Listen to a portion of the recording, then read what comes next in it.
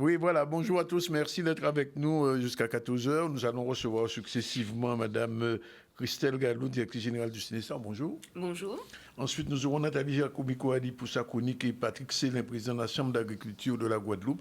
Et on va terminer par Georges Bridan, élu délégué à la culture au patrimoine de Pointe-à-Pitre. Voilà un petit peu le sommaire. Sinon, l'actualité, ce sera bien sûr le retour sur le spectacle de Dieudonné. Grégory Lab, c'était là hier soir, il va nous en parler. Journée du monde économique avec Maxime Morel, c'est prévu aussi. La journée du BTP, c'était aujourd'hui la conférence de presse qui vient de se terminer. On en parlera puisqu'il va y avoir un salon du BTP. Et la mobilisation dans l'éducation, puisque les gens ne sont pas du tout satisfaits de la nouvelle présidente, nouvelle ministre de l'Éducation. Sinon, on va commencer par les Jeux olympiades de chimie, et puis on parlera de la déchetterie de Terre de Haut. C'est parti tout de suite. Depuis 8 ans, en fait, les olympiades de chimie existent. Et là, nous sommes dans un laboratoire, Natillé, où le laboratoire a décidé effectivement d'accueillir 16 élèves, les 16 candidats qui sont motivés, passionnés. Ils viennent le mercredi après-midi au lycée Charles Coeffin pour préparer l'épreuve, la finale, qui aura lieu le vendredi 9 février. L'objectif, c'est quoi? C'est de travailler la chimie autrement, de façon en fait très ludique, et puis aussi de valoriser les sciences expérimentales, où le plus souvent on se demande en fait pourquoi, mais la chimie autour de nous. Alors certains élèves en ont peur. Voilà, donc avec ce concours, les Olympiades de chimie, ça nous permet de créer un lien entre les entreprises et la science. Aujourd'hui, donc ma responsable de formulation, Aurélie Desveillons, va être en charge de leur présenter déjà l'intégralité du laboratoire et de les faire travailler en fait sur une formule qu'on a choisie qui est en lien justement avec la thématique. Le thème de cette année étant chimie et sport.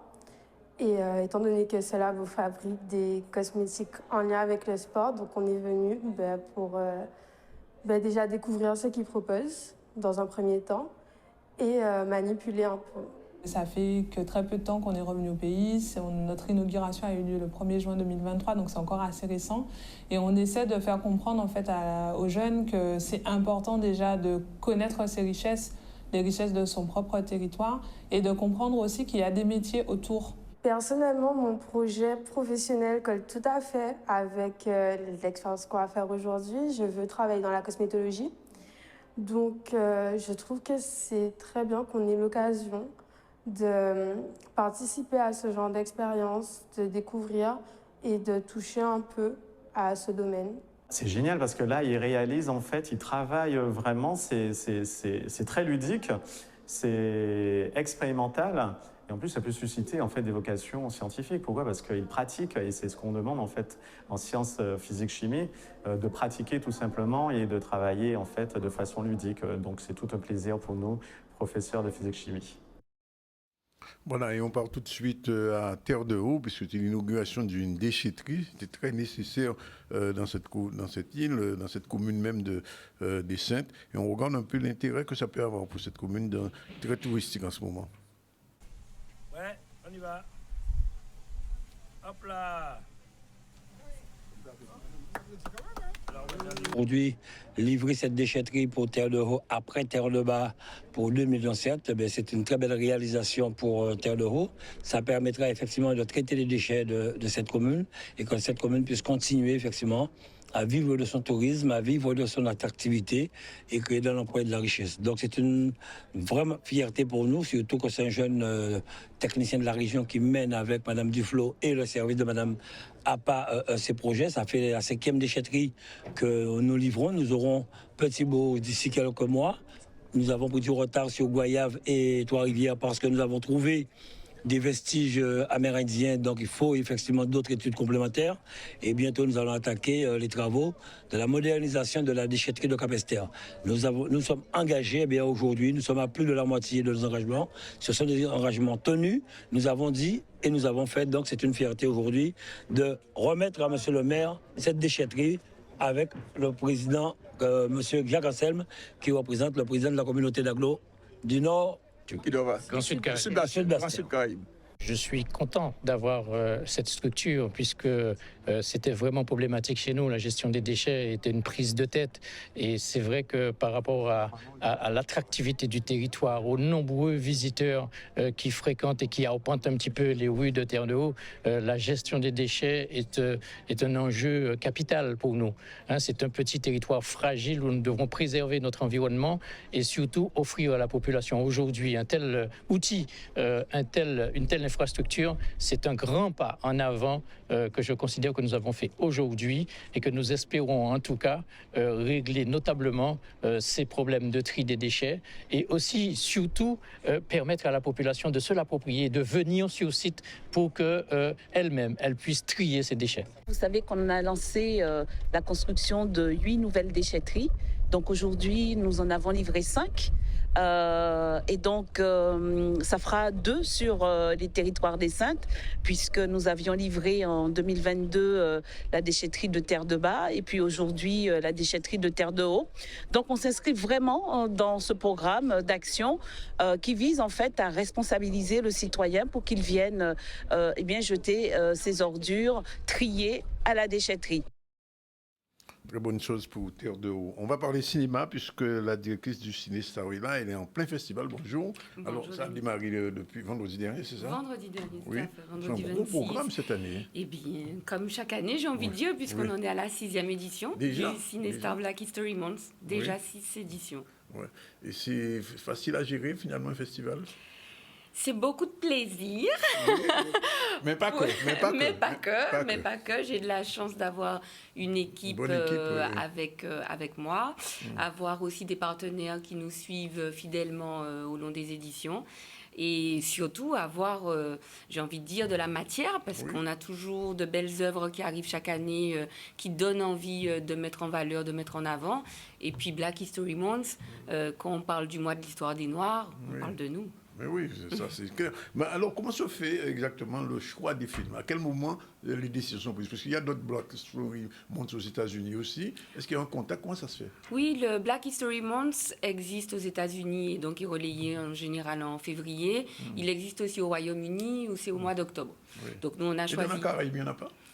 Dans la Caraïbe, il y a des initiatives éparses. Et c'est vrai que je suis assez fière qu'en Guadeloupe, on puisse, nous, Cinestar, porter cette initiative et faire l'écho du Black History Month. Et j'invite en tout cas d'autres associations. Je sais qu'il y a des choses qui se montent par-ci, par-là. Et plus on en parle, j'ai envie de dire, mieux c'est. Aujourd'hui, 1er février, on ouvre donc le mois de l'histoire des Noirs. Et au Cinestar, on est ravis en tout cas d'en être à cette 6e édition. Pour répondre à la question, les œuvres sont sélectionnées en amont sur le dernier trimestre généralement de l'année et on essaie le plus que possible en tout cas de toujours y glisser des œuvres de chez nous. Alors ça fait quand même un bout de temps qu'on ne s'est pas vu sur le plateau. J'ai envie de poser une question mais qui revient très longtemps. Entre le moment difficile du confinement et aujourd'hui, est-ce que le public est revenu au cinéma? Absolument, le public est revenu en salle. Vraiment massivement. 2022, c'était encore le premier trimestre qui était difficile, mais du moment qu'on a tout ouvert, le public est revenu timidement en 2022. Et 2023, eh bien, on a eu la chance en fin d'année 2022 d'avoir le film Avatar. Oui. Voilà. Et donc, ça a permis une belle reprise, j'ai envie de dire une reprise définitive, puisque notre public est à nouveau là, à nouveau ravi. Les blockbusters fonctionnent toujours aussi bien. Et on a de la chance aussi d'avoir eu, en octobre dernier, le Cinestar International Film Festival, avec des talents de chez nous qui montent en puissance chaque année, avec une génération de jeunes réalisateurs, jeunes producteurs. Donc vraiment une belle effervescence à tous les niveaux, j'ai envie de dire. Il n'y a eu que la grève d'Hollywood qui a duré 6 mois, qui nous a un petit peu gênés. La production, Voilà, et qui nous gêne finalement maintenant, puisque les œuvres qui étaient produites et qui étaient prévues pour fin d'année 2023 se sont décalées à 2024. Ce qui était prévu en 2024, déjà tourné, déjà monté, s'est étalé sur l'année 2024. Et donc c'est maintenant qu'on est en train de réécrire, de tourner à nouveau pour avoir des productions en 2025. Combien de festivals déjà à votre actif en dehors du Black Month? En dehors du Black History Month qui a sa 6e édition, le mois prochain nous aurons Femmes d'ici et Cinéma, honneur aux dames, n'est-ce pas, qui en sera également à sa 6e édition. Et au mois d'octobre, le Cinestar International Film Festival, qui lui sera à sa 8e édition. Donc 4 festivals déjà. Ça bosse, ça bosse. Ouais, alors, autre chose, sujet un petit peu plus délicat, mais il faut quand même parler. Les petits jeunes autour du cinéma, ça s'est calmé un peu? Ça s'est calmé. C'est vrai que lorsque j'ai dû prendre la décision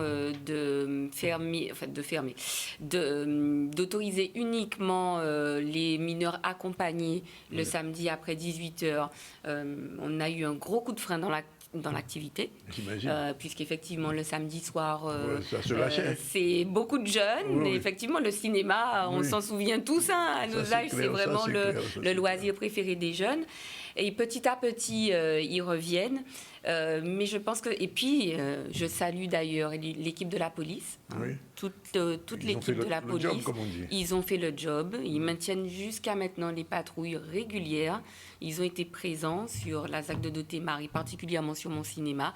Donc un grand merci à tous les policiers qui nous accompagnent encore aujourd'hui. Et les jeunes, eh bien, ils reviennent petit à petit, mais ils savent que maintenant les choses sont un petit peu différentes et qu'un mauvais comportement, eh bien, ils sont exclus de la séance. Alors, c'était la semaine dernière, mais j'y étais pas, à Kingston, la première du film sur Bob Marley, One Love. Ce serait le 14, en même temps que partout finalement. Je crois qu'on aurait tous aimé y être à cette avant-première à Kingston.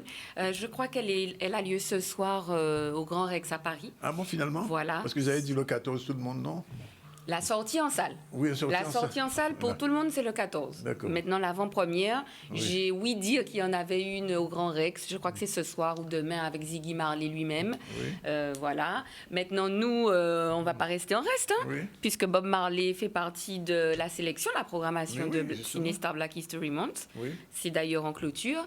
Et on a prévu un mini-concert live acoustique. Carrément. Le 14 aussi? Le 14 février à 20h. À 20h? En avant-séance avec... J'ai l'impression que les places seront très, très, très chères ce jour-là. Et très limitées, puisque 400 places. 400 places. 400 places. On va voir un petit extrait de le teaser de ce film quand même. Won't you help to sing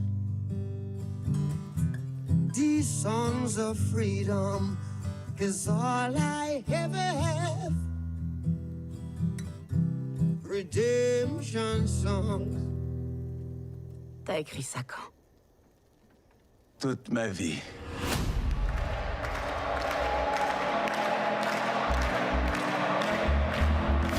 Je vous demande d'accueillir Bob Marley et les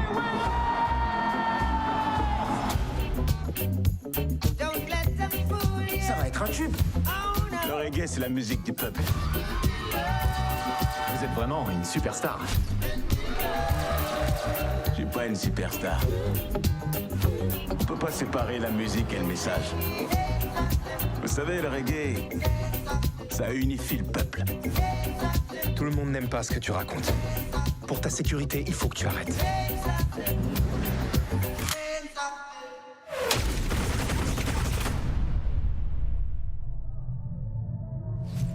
Le 3 décembre 1976, un groupe de marmés a fait irruption au domicile de Bob Marley pour tuer le chanteur, sa femme et...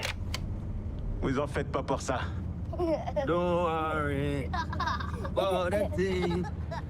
Every little thing gonna be alright. Vous l'aimez bien celle-là? Oui. Ici, c'est la guerre. Comment je peux amener la paix? J'arrive même pas à amener la paix en moi. Rise up this morning, smile with the rising sun. Three little birds, it's by my doorstep. Parfois, le messager doit devenir le message.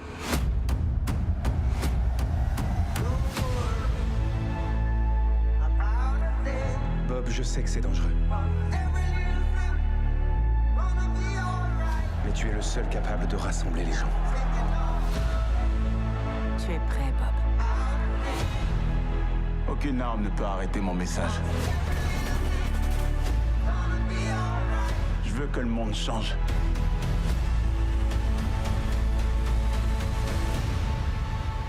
Et là, c'est le moment.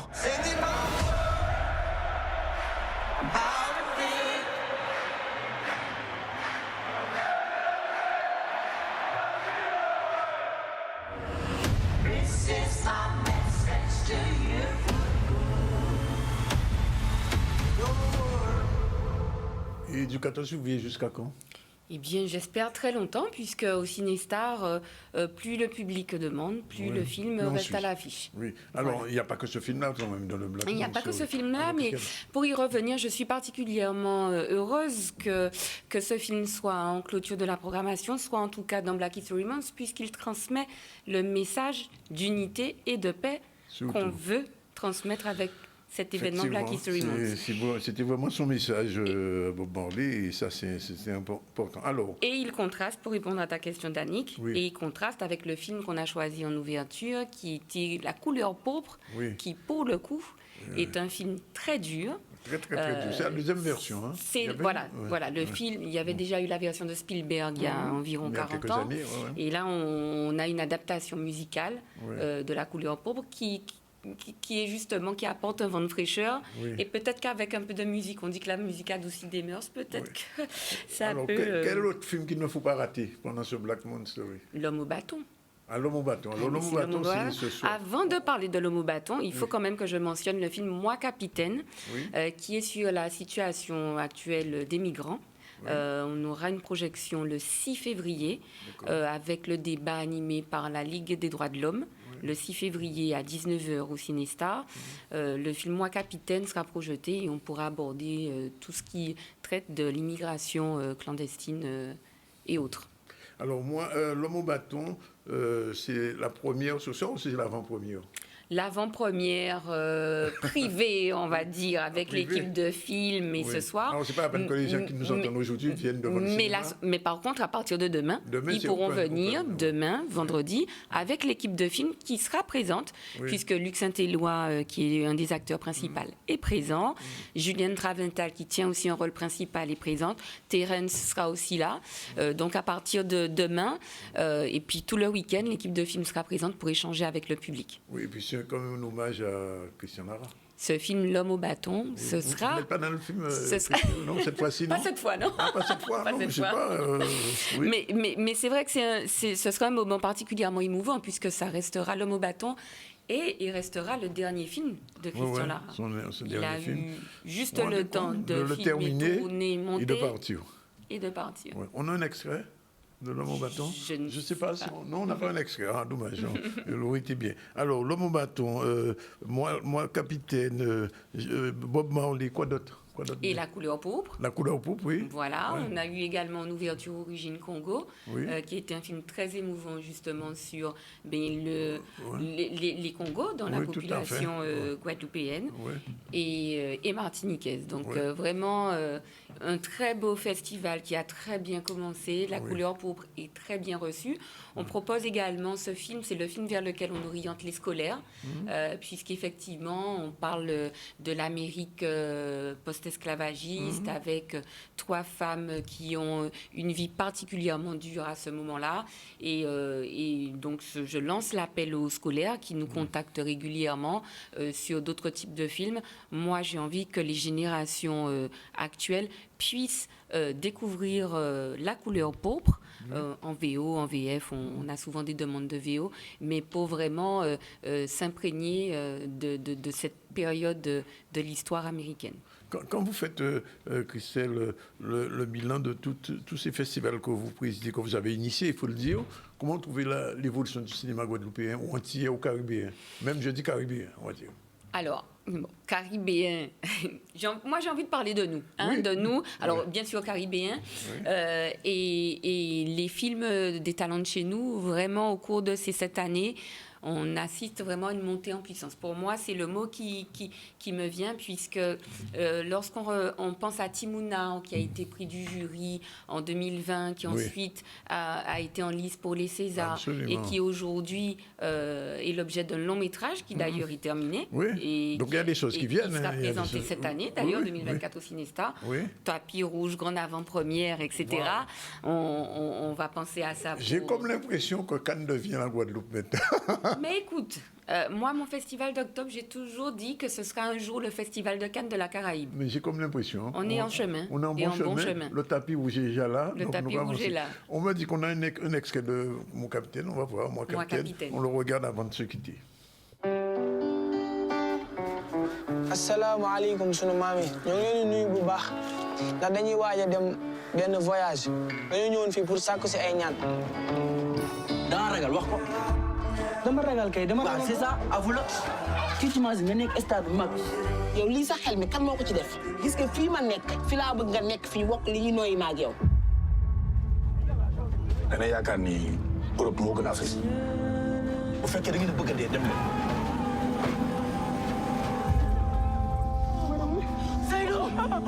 mais danaa dof wala lan te bu ñu fi bàyyi ñuy des désert.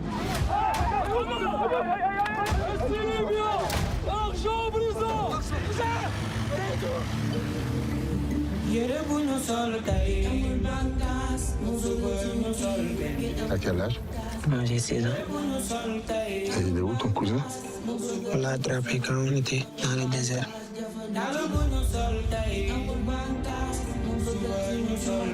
mais li tax nga doon wax bu ñu ñëw tamit lii la xoolal li ma deewee Sénégal bi moo ma gën a. booy doo dee maa ngi nii booy kaw baa ngi nii booy yegg si nañ ba pare booy.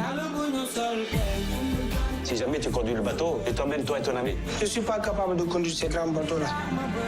Il y a beaucoup de personnes, il y a des vies, il y a des enfants. C'est d'où? Ah, lu xew? dama ragal du ma gisati sama yaay dama bëggoon a gis sama yaay ne ko mu baal ma àq dama namm sama yaay mu baal ma àq te yàlla tax.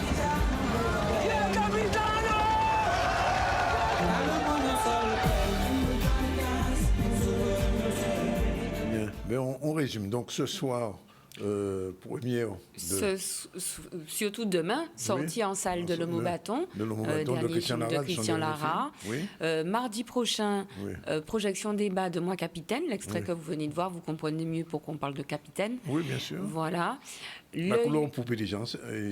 La couleur poupée est déjà en salle, bien en salle. Donc j'invite tout le monde à venir le voir parce que vous voyez que le programme est riche et que chaque semaine on a une nouveauté. Et donc Bob Marley One Love à partir du 14 février. Nous accueillons également. On commence à vendre les tickets depuis quand pour le 14? Je dis ça, je n'ai rien dit. Les tickets pour l'Homme au bâton sont en vente sur le site internet et aux caisses. Et je pense que d'ici la semaine prochaine, on mettra Bob Marley One Love. L'occasion aussi pour moi de dire que cette année, la 6e édition de CineStar Black History Month a été placée sous le signe de la musique. Donc avec Bob Marley, vous comprenez. Avec l'adaptation musicale de La Couleur Pourpre, vous comprenez aussi. Mais c'est surtout l'occasion de mettre en valeur un talent de chez nous. Et cette année, on a choisi Chris. Donc le chanteur Chris vient présenter son nouveau label Step Out. Aussi, hein, Chris, hein. Il fait du cinéma, c'est pour ça que le lien était tout trouvé et que c'est à bras ouverts qu'on l'a accueilli, puisqu'il fait pour la musique ce que nous essayons de faire pour le cinéma, c'est-à-dire accompagner et faire émerger les talents. Voilà. Merci Christiane Galou. Et puis j'ai envie de dire à très vite. À très vite. Bye bye. Voilà, première pause, 12h54. On se retrouve tout à l'heure avec nos prochains invités. À tout à l'heure. Plateau du ZCL News, je vous l'ai dit, on va recevoir Patrick Célin, président de la Chambre d'agriculture de la Guadeloupe, et Nathalie Jacobi-Coali, notre chroniqueuse du jeudi, puisque aujourd'hui on va parler avec elle du placement d'un enfant par une décision judiciaire. On revient tout de suite. Alors, bonjour tous les deux. Bonjour Monsieur Célin, vous êtes président de la Chambre d'agriculture. Pourquoi ce qui se passe en Guadeloupe n'a pas d'écho en Guadeloupe, en France n'a pas d'écho en Guadeloupe? Écoutez, vous savez, nous sommes aussi la France, mais nous sommes à 8000 km. Et les problématiques qui ont été soulevées, je crois qu'on le vit d'une manière aussi, mais plus accrue depuis tantôt, puisque ces mêmes revendications qui font aujourd'hui, moi je le fais pour la Guadeloupe, dans les instances je vais à Paris. Donc nous sommes toujours dans... Bon, aujourd'hui, on est toujours solidaires quand on a le même métier, bien sûr, mais ce sont des revendications qui nous touchent particulièrement, par exemple sur la complexité pour avoir des aides, sur les contrôles. Bon, c'est vrai que nous, avec la taille de nos exploitations, c'est encore plus dégoûtant, je dirais, pour les agriculteurs, de laisser tout tomber à la limite, se dit trop de contrôle, trop d'exigences pour le peu de gains. Donc à la limite, des fois, c'est vrai que comme nous sommes aussi dans la double activité, forcément par rapport à la taille de nos exploitations, donc très rapidement, beaucoup font le choix de laisser tomber ça, quoi. Et donc nous sommes passés de 13 000 agriculteurs dans les années 2010 à aujourd'hui à autour de 7 000. Donc, on a perdu 6 000 en moins de 20 ans. Absolument. Ouais. Et ça va continuer ou bien ça va se... Écoutez, nous sommes en train de réagir aussi avec l'ensemble des organisations professionnelles, avec la Chambre d'agriculture. Nous avons un projet, je vais vous en dire peut-être un peu plus tout à l'heure, pour voir comment, à travers nos différentes filières, qu'on puisse, qu'on réintéresse la jeunesse, les jeunes agriculteurs, les jeunes diplômés agricoles en tout cas, des fils d'agriculteurs, de rester sur cette profession que nous estimons noble. Moi, je le conçois toujours. On mange tous les jours, 2 fois, 3 fois par jour. Et on ne peut pas avoir un pays sans paysans. Ça se disait un petit peu avant, mais je le remets au goût du jour. On ne peut pas continuer dans un pays où le marché se trouverait sur le bateau ou à l'aéroport. Non, ce n'est pas possible. Nous sommes convaincus. Maintenant, il s'agit pour nous de permettre à la jeune génération d'avoir encore... de rêver encore, de savoir que l'agriculture, ça peut être comme le fils, comme celui qui choisit la médecine, comme celui qui choisit l'informatique. Donc, et en plus, c'est pas un métier, l'agriculture, c'est un pan de l'économie, mais nous avons plus de 500 métiers dans le monde agricole. Donc, il y a des métiers. Maintenant, il faut le valoriser. Il appartient à nous, ceux qui vont partir, de faire le travail de réhabilitation, je dirais. Qu'est-ce qu'il faudrait pour que des jeunes reviennent ou ne quittent pas l'agriculture? Alors, déjà, comme je disais, le jeune, il veut gagner sa vie à travers ce métier-là. Chaque fois que vous avez l'impression qu'on vous donne de l'argent, mais vous ne le produisez pas, c'est ce sentiment qui envahit les agriculteurs français quand il dit « moi je produis à 47 euros la brique de lait, mais je le vends à 42 centimes ». Il y a une partie, donc on vous donne de l'argent. La société vous paye. Et ce sentiment-là, il faut qu'on puisse l'effacer. Il faut que nous puissions, par rapport justement à l'intérêt que nous avons en Guadeloupe, c'est par rapport à la taille de nos exploitations. Et le bien manger, tout le monde, c'est à la mode, mais c'est une réalité aussi. On a envie de se sentir, comment dire, bien portant par rapport à ce qu'on mange. Donc nous avons cette mission de nourrir la population. Aujourd'hui, donc, nous sommes dans ce qu'on appelle la transition agroécologique.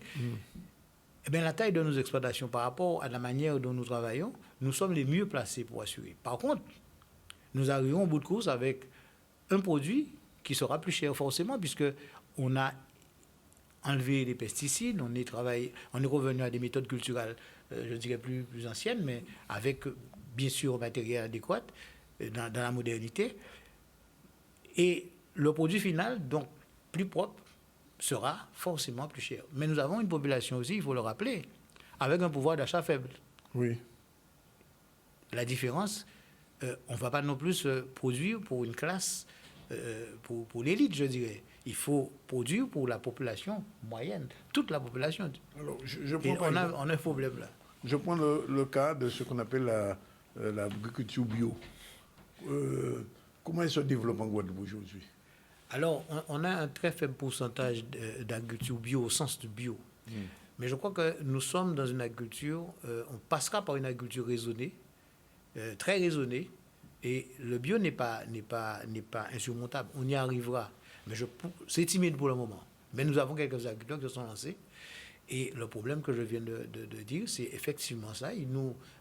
Avec l'expérience, on aura bien sûr plus d'éléments chiffrés, plus de fiches, plus d'éléments, pour qu'on puisse montrer qu'on peut aller dans ce sens-là, mais gagner sa vie. Parce que ce qui est important, je veux bien faire plaisir. Tout le monde veut faire plaisir à la population. Nous sommes Guadeloupéens, on veut que mon voisin, nous tous nous mangeons bien.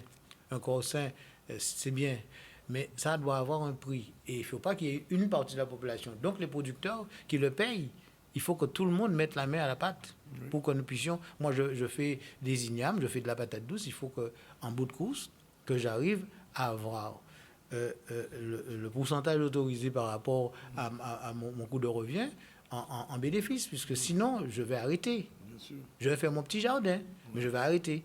Et donc, puisque nous voulons continuer cette profession agricole, je dis encore qui est noble, il faut que nous puissions prendre conscience, il y a une conscientisation aussi de la population sur acheter les produits de chez nous. Alors justement, M. Célin, je prends un cas, parce que vous avez parlé d'igname, l'igname de Costa Rica qui arrive ici, elle concurrence sévèrement les producteurs guadeloupéens, d'autant plus que cette igname, a-t-on dit, elle est contrôlée à la sortie, mais pas à l'arrivée. Donc on ne sait même pas la qualité réelle, s'il y a des pesticides ou pas, mais il a coûté moins cher qu'ils y a maintenant. Il y a plusieurs raisons. Nous avons des niveaux de vie de population plus bas. Forcément, le coût de revient, le coût de production est plus bas.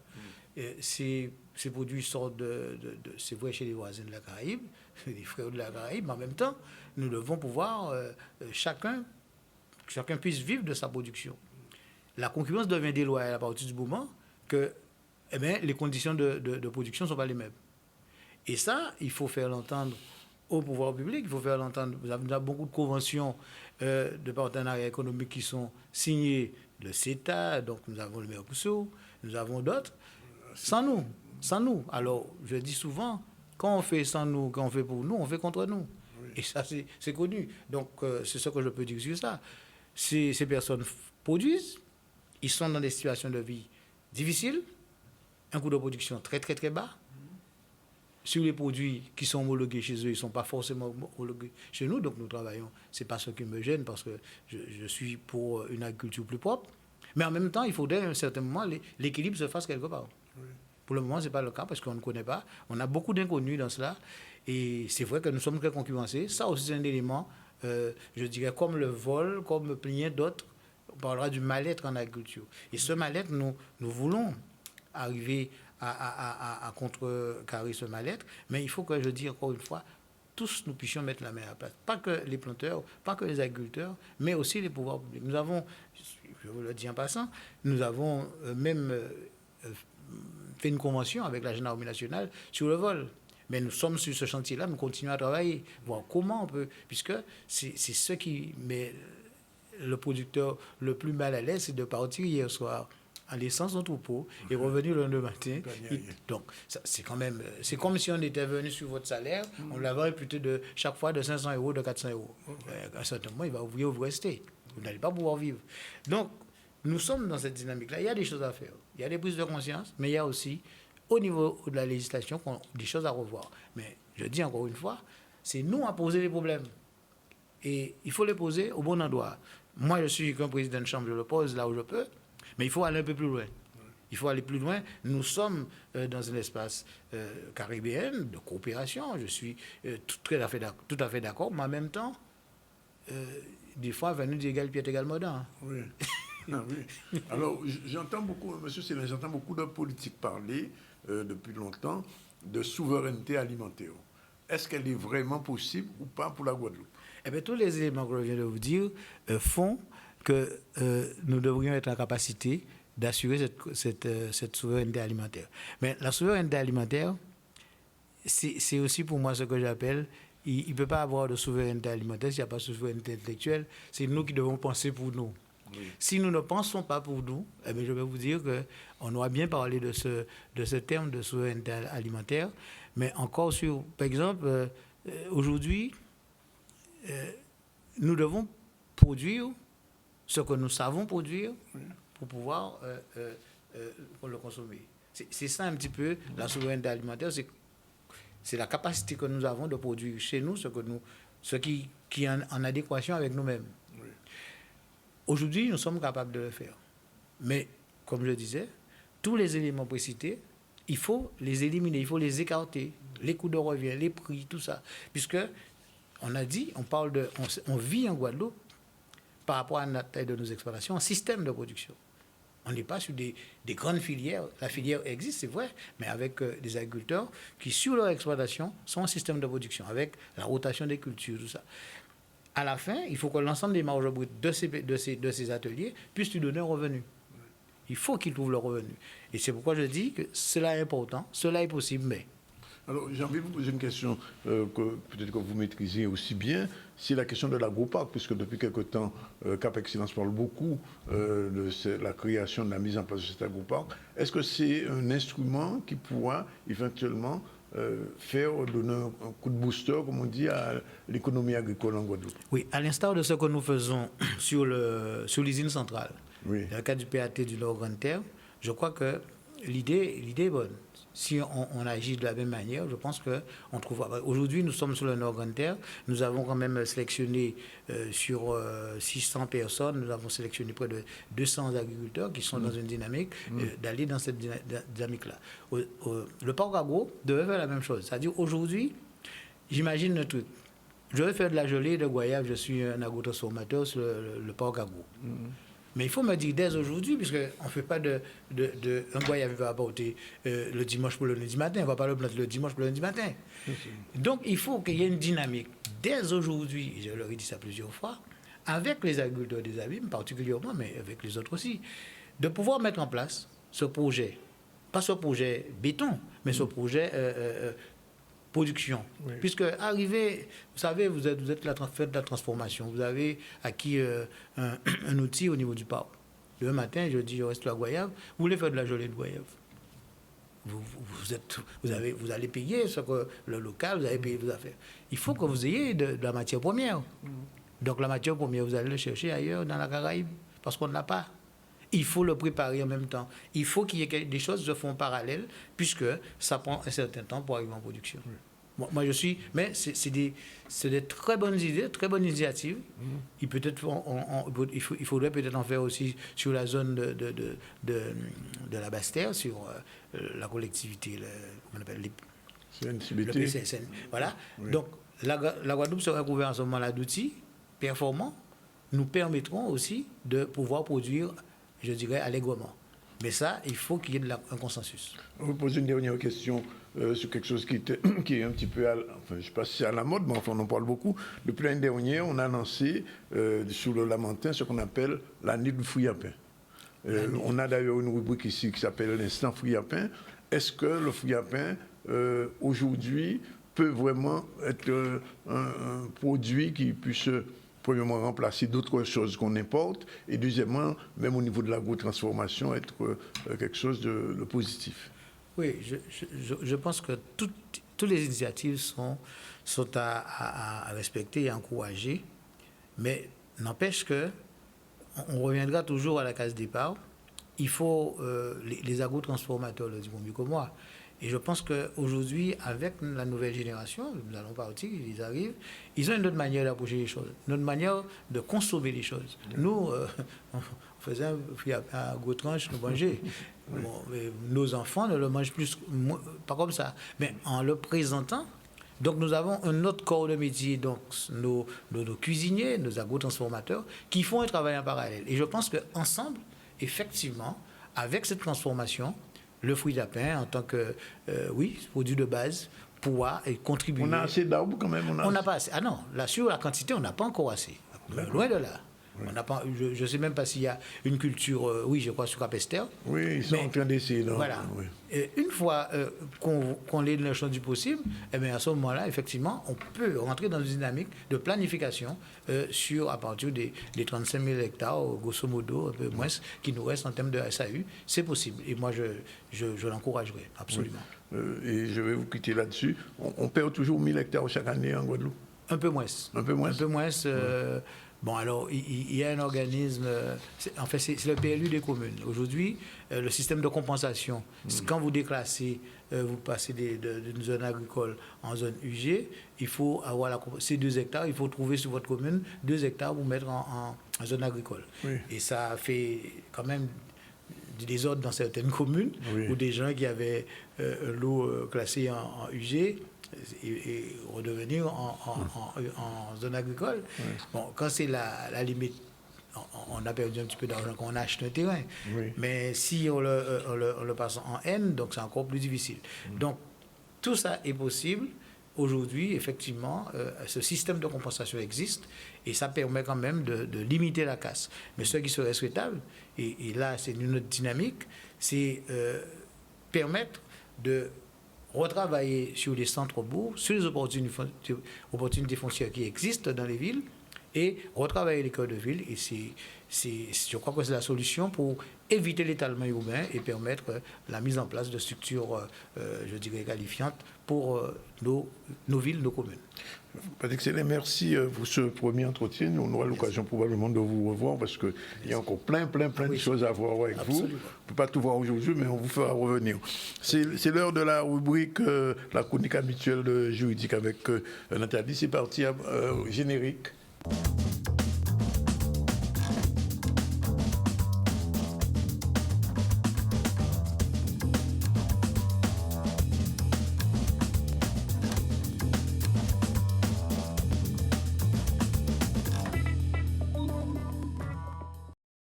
Bonjour Nathalie. Bonjour Daniel. Merci d'être là. Et donc aujourd'hui, on va parler du placement d'un enfant par une décision judiciaire. Alors la première question que je vais poser, dans quel cas le juge peut décider du placement?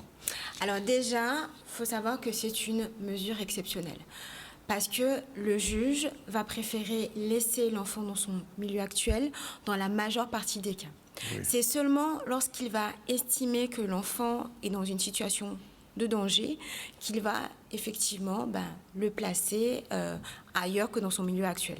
Donc notamment lorsqu'il va peser sur lui un risque sur sa santé physique, sa santé mentale, psychologique, également concernant sa sécurité matérielle s'il vit dans un lieu insalubre, également concernant sa moralité, s'il est exposé à excusez-moi, je suis fatiguée, à de la délinquance et également relatif à son éducation si par exemple les parents décident de ne plus le scolariser parce que c'est une obligation effectivement de scolariser les enfants. Mais qui peut demander ce placement?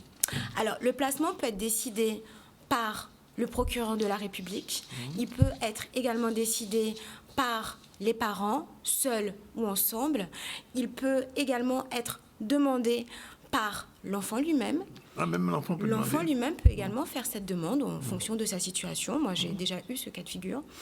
Ou aussi, si l'enfant est placé chez un tiers ou auprès d'un organisme, ils peuvent également solliciter ce placement.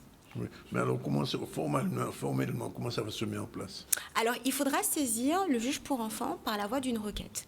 Dans cette requête, il faudra exposer les raisons pour lesquels on le saisit et en quoi l'enfant serait en danger dans sa situation actuelle. Donc il faut motiver sa demande. Et le procureur, il informe qui à ce moment-là? Le procureur, il va saisir le juge pour enfants. Ouais. C'est lui qui va le saisir. Et à l'audience, comment ça va se passer? Alors, comment se déroule l'audience? Donc, il faut savoir qu'effectivement, toutes les parties concernées seront convoquées, à savoir les parents, l'enfant lui-même ou les enfants, parce qu'il peut avoir plusieurs enfants. Dans un premier temps, le juge va d'abord entendre l'enfant ou les enfants, seuls. Pourquoi il va d'abord les entendre seuls? C'est pour pas qu'effectivement, que les enfants soient influencés. Oui. Donc, lorsque les enfants sont jeunes et qu'ils ont justement la possibilité de s'exprimer, le juge, il va les entendre, il va avoir un langage qui sera adapté à leur âge. Et ensuite, il va recevoir dans son bureau les parties, à savoir les enfants. Les enfants ne seront pas forcément en fonction de leur âge présent. Et si l'enfant est placé chez un tiers ou une institution, cette institution. Et là, à ce moment-là, le juge va donner la parole aux parents. Les parents pourront être assistés d'un avocat. Donc l'avocat également pourra exposer la situation. Et au terme de cette audience, soit le juge va expliquer la décision qu'il va prendre. Pourquoi ? Parce qu'il faut savoir que dans ce type de procédure, le juge va chercher à avoir effectivement l'accord des parents. Parce qu'il va essayer de travailler aussi en concert avec les parents, parce que le but de ce placement n'est pas forcément de perdurer jusqu'aux 18 ans de l'enfant. Donc, si par exemple l'enfant est placé, chaque année, il y aura de nouvelles audiences pour savoir quelle est la situation actuelle des parents et de l'enfant. Et quelle décision le juge peut prendre? Donc le juge peut effectivement placer l'enfant, soit ça peut être chez l'un ou l'autre des parents, parce que si l'enfant est placé chez le père ou chez la mère, il peut décider de le placer chez l'autre parent. D'accord.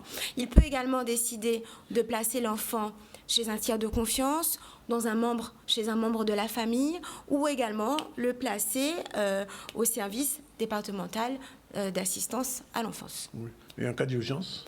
En cas d'urgence, il pourra prendre exactement les mêmes mesures, c'est-à-dire le placer pareil chez l'un ou l'autre des parents, le placer chez un tiers de confiance ou pareil à l'ASE.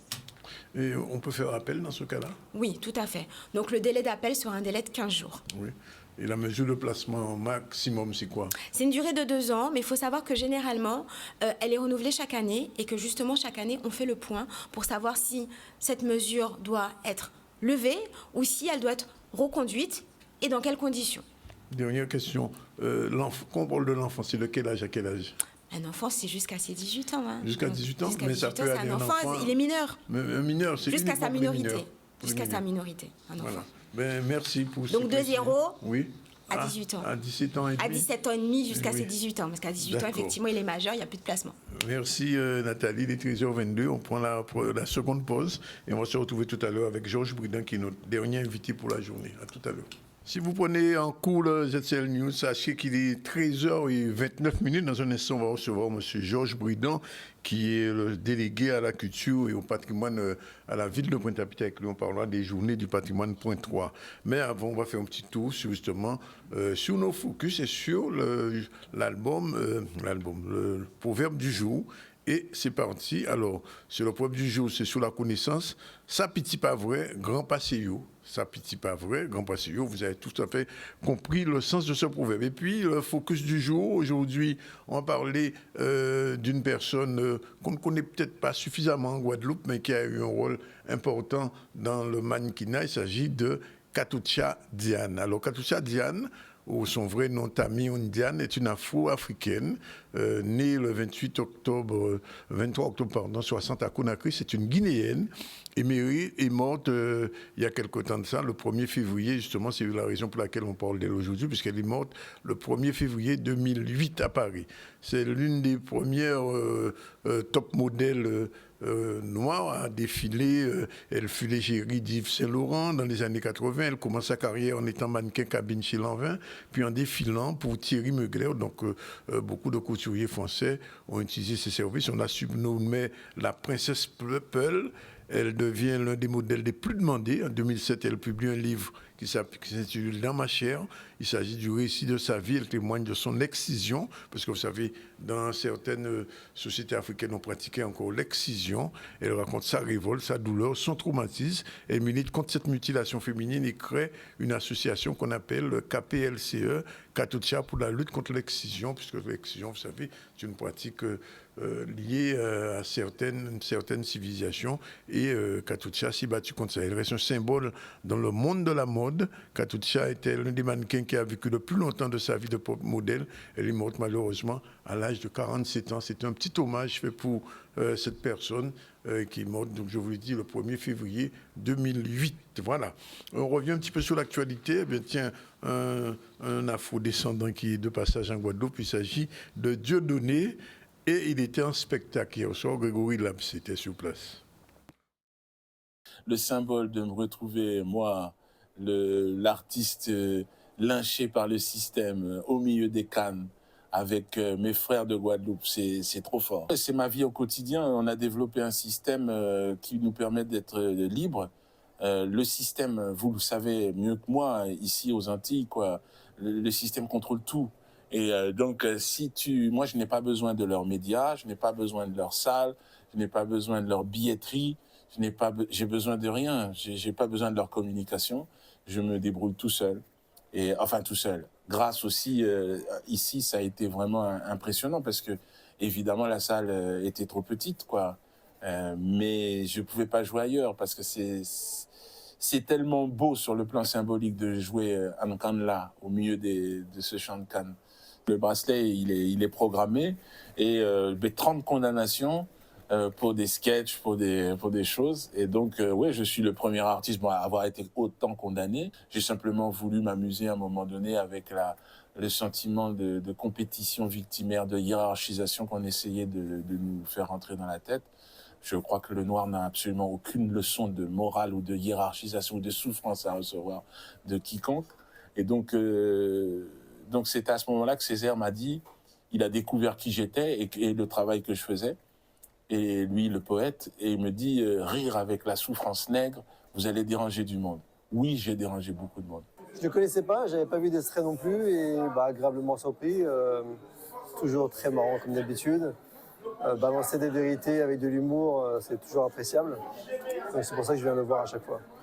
Toujours égal à lui-même, hein. Super, tranchant, avec l'humour comme on aime, avec les vérités comme on aime, qui dérangent, mais voilà, Dieudo reste égal à lui-même, et puis franchement on a passé un agréable moment, dans le respect, la bonne humeur et une super bonne vibe. Le spectacle était magique, magnifique, véridique.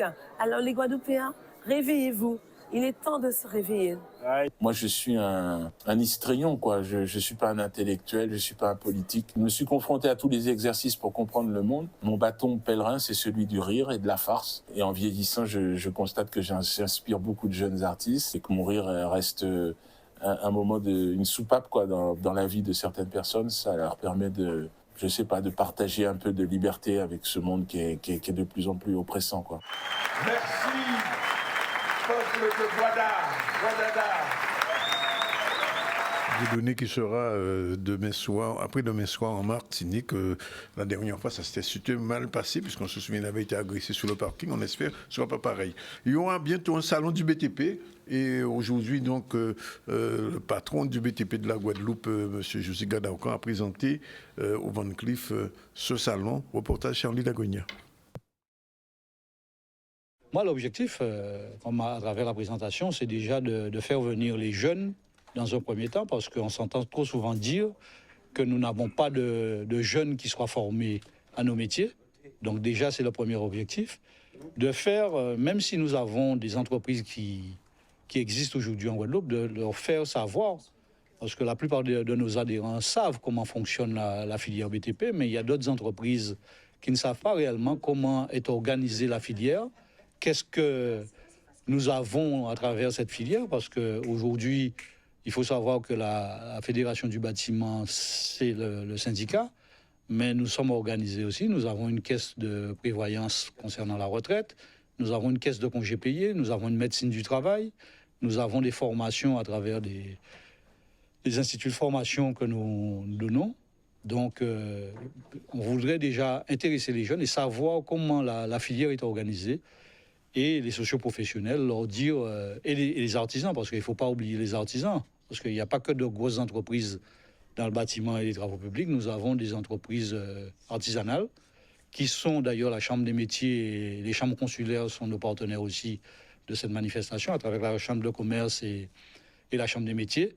Donc faire venir tout, et c'est pour ça que je fais appel à toute la population, hein, je le dis encore, ce n'est pas que les entreprises du BTP, ni seulement les gens qui sont intéressés par nos métiers, mais on invite toute la population à venir pour parler de l'organisation de la filière du bâtiment et des travaux publics. Nous présentons ce salon du 8 au 10 février avec un triple objectif qui est celui de faire découvrir les métiers du bâtiment, de faire découvrir les réalisations des entreprises du bâtiment et également de montrer les enjeux sur lesquels le métier s'inscrit. Alors, 3 publics sont prioritairement ciblés dans ce salon. D'abord les scolaires, collégiens et lycéens, donc afin qu'ils découvrent la panoplie de métiers, puisque le bâtiment c'est 35 métiers, les travaux publics c'en est 18.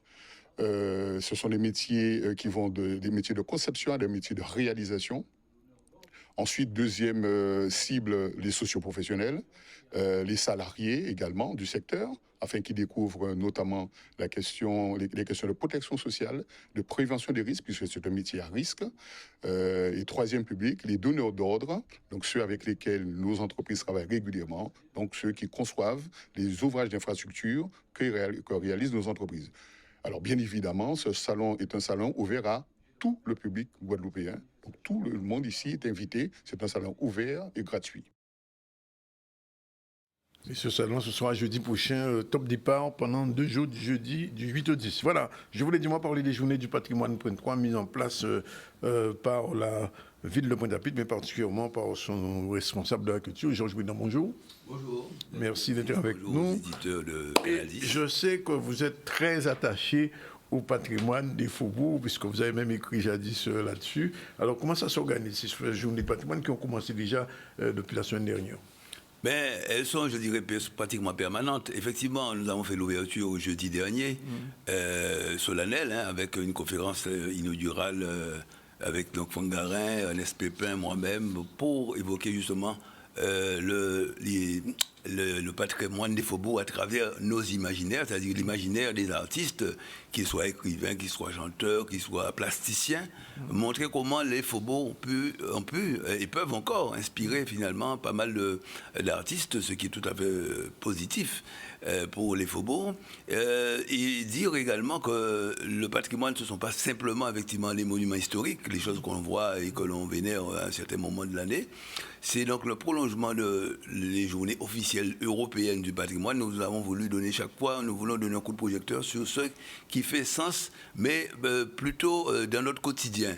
Alors, c'est le bâti, bien sûr, les faubourgs, en l'occurrence. C'est aussi, quand on va dire, mais c'est l'habitude à nous, c'est-à-dire tout le patrimoine immatériel, les traces mémoires qu'on peut retrouver ici et là à travers nos faubourgs, et qui ont vocation à permettre aussi à la ville de se renouveler et peut-être même de se donner un nouveau visage, le nouveau visage de l'urbain, comme nous disons. Alors, Georges Bridon, j'ai envie de vous poser la question. Quels sont les faubourgs les plus emblématiques de Pointe-à-Pitre? C'est forcément ce qu'on appelle les faubourgs Est et Sud-Est. Oui. C'est-à-dire déjà la zone qui va du bas de la source au carénage et jusqu'à Fouillol. Et donc ça, c'est effectivement les faubourgs les plus emblématiques et historiquement ceux qui ont le plus marqué nos imaginaires et la réalité, hein, parce qu'effectivement, il y a beaucoup elles ont contribué au développement aussi de la ville, hein, le quartier de production, avec Darboutier, avec Sopico, avec Fouillol, les ateliers Fouillol, tout cela. Et puis, il y a des faubourgs qui se font entendre aujourd'hui, c'est les faubourgs nord-est, c'est-à-dire faubourg Victor Hugo, faubourg Alexandre Isaac, le Fond Logier, les Dugommier, la rue du Gommier, la rue Gilbert de Chambéry-Bertrand. Tous ces faubourgs-là sont également devenus très vivants et ils ont accueilli récemment le nouveau palais de justice. Oui. Et ils ont vocation justement à lancer un nouveau quartier d'affaires. Et ils ont accueilli le MAC également. Donc c'est effectivement un prestigieux entreprise, une prestigieuse implantation dans les faubourgs. Ce qui montre que les faubourgs ne sont pas, je dirais, destinés qu'à accueillir ce qu'on pourrait appeler effectivement la misère au sens le plus négatif du terme. Ils sont aussi appelés à accueillir des entreprises, des activités qui ont vocation à travailler au développement de la ville, à faire en sorte que la ville puisse être regardée dans sa diversité d'expression de territoire. Et donc, nous disons même qu'il y a à la fois un peu de la ville à la campagne, un peu de la campagne à la ville. Bref, c'est effectivement le nouveau visage de l'urbain. Et il faut savoir que ça peut constituer une nouvelle offre de développement de Pointe-à-Pitre, de nouveaux espaces pour des quartiers d'affaires, hein, pour que les gens puissent s'implanter là. Et puis, d'ailleurs, avec les zones franches qui ont existé pendant longtemps, ces quartiers-là, ça a été un appel d'air pour accueillir des entreprises qui ont pu créer des activités, créer des emplois aussi. Et donc, tout cela pour faciliter, dans une certaine mesure, aussi une sorte de mixité sociale. Oui. Donc, vous voyez que les faubourgs, ce n'est pas effectivement des choses qu'il faut regarder, effectivement, repousser d'une main. Au contraire, il faut considérer que c'est peut-être l'espoir aujourd'hui, et notamment pour Pointe-à-Pitre. Alors, est-ce que, quand même, je pose la question, le fait qu'il y ait de la rénovation urbaine, ça n'a pas tendance à un petit peu modifier un peu, j'ai envie de dire, les paramètres même des faubourgs, parce que le faubourg, c'est quand même, il faut le dire, un lieu populaire où les gens vivent, j'ai envie de dire, où il y a une interaction régulière, un tel cas, il n'y a qu'un tel, etc., etc. La vie en HLM n'est pas du tout pareille. Tout à fait. Alors, premièrement, la rénovation urbaine, ça n'est pas synonyme de forcément l'habitat collectif ou l'habitat collectif de certaine ampleur. Il faut tenir compte justement du vécu, de l'histoire, de l'âme de ces quartiers-là. Et s'il est vrai que la première rénovation, elle, a concerné une partie des faubourgs, effectivement, nord, donc, qui était le prolongement du faubourg d'Henry, faubourg Frébeau, etc., et la construction de la zone de l'Oricisque. La première rénovation a effectivement surtout impacté ces zones-là. Bien, la deuxième rénovation, elle a davantage, et elle doit davantage prendre en compte justement les faubourgs nord-est et sud-est, ceux que j'ai cités tout à l'heure. et surtout prendre en considération le fait que ces faubourgs-là ont une vraie âme, qu'il s'est construit là des choses très singulières et qu'il ne s'agit pas d'ensevelir comme ça sur les coups de pelle des constructeurs et des entrepreneurs. Et même les lacous, on peut les faire persister, mais de manière vertueuse, notamment avec des lacous aujourd'hui peut-être même, c'est à la verticalité. De très important au niveau de notre culture. Absolument, parce qu'il ne faut pas que la solidarité qui s'exprimait dans ces zones-là, la convivialité, la fraternité, et puis c'est disparaître effectivement sous prétexte qu'il faille assainir et qu'il faille effectivement entrer dans une démarche, comme disent les architectes, hygiéniste, c'est-à-dire nettoyer, que ce soit propre, que les yeux ne regardent pas du tout la misère, mais finalement il n'y a plus d'âme. Donc il faut également en tenir compte, c'est important. Pourquoi les sociologues doivent être convoqués dans ce genre d'opération. Absolument. Et sociologues, les urbanistes, bien sûr, les psychologues, les écrivains, tous ceux qui manient l'humain finalement et qui, quelque part, ont quelque chose à dire sur le vivre ensemble. Parce que c'est de cela qu'il s'agit. Alors, il va manquer peut-être un petit film sur les faubourgs de Pointe-à-Pitre. Alors, il existe un film qu'avait fait à l'époque, d'ailleurs, le Consensus Poitois, présidé par mon frère Gérard Brédan, décédé depuis, hélas. Eh bien, paix à son âme, eh bien, effectivement, ce film-là évoquait les faubourgs avant, bon, il y a donc déjà 10 ans, hein, donc ça date maintenant, mais il exprimait quand même une réalité des faubourgs. Il faudrait peut-être le réactualiser avec justement tout ce qui s'est passé depuis. Mais c'est important pour nous et surtout pour Pointe-à-Pitre parce que c'est une de nos singularités. Alors j'ai vu quand même depuis que vous êtes au niveau culturel dans cette nouvelle municipalité que vous avez une activité culturelle très intense, aussi bien à la médiathèque, au musée de Saint-Jean-de-Perse, etc. Il y a eu les journées Pépin, il y a maintenant masse carnaval, etc. Qu'est-ce qui vous booste? Eh bien, ce qui me booste et ce qui nous booste, c'est que c'est Pointe-à-Pitre qui doit vivre par son patrimoine, sa culture, sa capacité à faire bouger les gens et faire bouger les lignes. Pointe-à-Pitre, c'est un petit territoire, hein, c'est l'histoire qu'il a voulu comme cela, mais Pointe-à-Pitre n'a pas vocation à sombrer et à se dissimuler derrière des communes plus grandes qui ont un territoire plus vaste. À se faire absorber. Mais à se faire absorber, voilà. Et elle a l'avantage d'avoir un riche patrimoine, un riche patrimoine immatériel. Elle a l'avantage aussi, la ville de Pointe-à-Pitre, d'avoir une histoire singulière que personne ne peut lui enlever. Pointe-à-Pitre, port de la liberté, c'est à partir de là que la première abolition de l'esclavage a pu être proclamée et a pu être en tout cas... la place de la victoire. Voilà, la place de la victoire. Donc tout cela, ça nous donne, je dirais, une mission, ça nous confie une mission particulière et le droit, ça nous impose des obligations qu'il faut jouer, qu'il faut remplir. Et puis, c'est une ville-centre. Il faut absolument, c'est là que les gens arrivent, que ce soit à travers le port ou le croisière ou l'aéroport, très voisine de Pointe-à-Pitre. Bien sûr, nous avons des obligations, des devoirs. Donc, tout ça, eh bien, on ne peut pas rester comme ça, les bras croisés. Il faut que nous puissions animer cette ville, mais ne pas l'animer simplement avec des petits gadgets. Il faut effectivement que les lieux que nous avons, nous puissions effectivement ne pas les considérer comme des feuilles mortes ou de vieilles pierres. Au contraire, leur donner vie, même s'ils parlent au passé, mais les donner vie dans le présent. Alors, ça donne des animations au musée Saint-Jean-de-Perse, à la médiathèque, voilà, au pavillon de la ville. Le Galta. Le Galta, voilà, les rendez-vous du Galta. Oui. Tout ça pour nous renvoyer aussi à nos mémoires un peu oublieuses. Hein. C'était effectivement un temps longtemps, mais mettre le passé au service du présent. C'est important, c'est-à-dire rappeler aux jeunes d'aujourd'hui qu'il y a eu une histoire dans cette ville, que les gens se racontaient des contes au Galta, puisque, comme dirait Ernest Pépin, les contes ont eu peur de l'électricité, alors les contes ont eu tendance à régresser, parce qu'effectivement, le conte, c'est toujours l'imaginaire qu'il renvoie. Donc, il titille nos imaginaires, donc il faut effectivement une sorte d'ambiance particulière pour raconter. Et donc, le Galta s'y prête tout à fait. Alors, vous avez quand même une autre source d'animation, c'est la présence à Pointe-à-Pitre quand même d'un carnaval très dynamique. Je parlais des groupes, on ne va pas entrer dans des polémiques aujourd'hui, c'est pas ça, mais quand même, vous avez d'un côté Akio, vous avez Voukoum, Mascac les Abîmes, mais 50-50, etc. Comment gérer tout ça à Pointe-à-Pitre? Alors, c'est aussi notre riche patrimoine immatériel, le carnaval, c'est ça. le carnaval est sorti des faubourgs, Oui, pour la plupart, en tout cas les groupes à peau. Bon, absolument. Et en même temps, nous Ces avons gens, aussi... c'était en faubourg là. Ces gens en faubourg là, absolument. C'est Font-Logier, c'est Courcelles-Bonne, c'est tous ces côtés-là, ça. Et c'est important de continuer à faire ça vivre. Et aujourd'hui, nous avons aussi les groupes à Caisse-Claire, nous avons les synthés, nous avons les Timas. Ça fait une grande richesse de notre carnaval. Moi, certains, effectivement, sont, je dirais, très, parfois un peu sectaires et disent, bon, mais nous, authenticité à carnaval, là, c'est masse, le groupe à peau. Et puis, moi, je dis au contraire, on est riche de notre diversité et les gens apprécient le carnaval de la Guadeloupe, précisément, en raison de cette diversité. Donc, il ne faut pas s'en priver.